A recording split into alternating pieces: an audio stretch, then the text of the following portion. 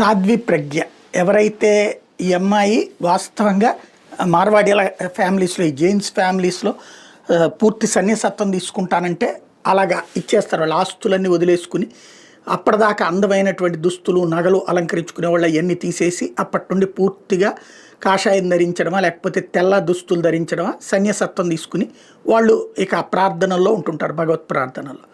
చివరికి ఆ తర్వాత తల్లిదండ్రులైనా సరే వాళ్ళని ఇక బిడ్డగా చూడటానికి వెళ్ళి దండం పెట్టుకోవాల్సిందే.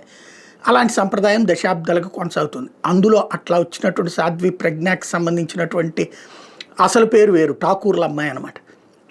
ఆ అమ్మాయి అమ్మేసిన బండిని అడ్డుపెట్టి తన మీదన మాలేగావ్ పేలుళ్ళ కేసు పెట్టడం, ఆ తర్వాతన ఇప్పుడు ఏమీ లేదని కోర్టు కొట్టేయడం అంతా చూసాం. ఇప్పుడు ఆ అమ్మాయి వాస్తవంగా ఎంత దారుణంగా ఏడిపించారంటే, ఈ అమ్మాయిని కల్నల్ పురోహిత్ని ఆర్ఎస్ఎస్ చీఫ్ పేరు చెప్పు లేకపోతే బీజేపీ చీఫ్ పేరు చెప్పు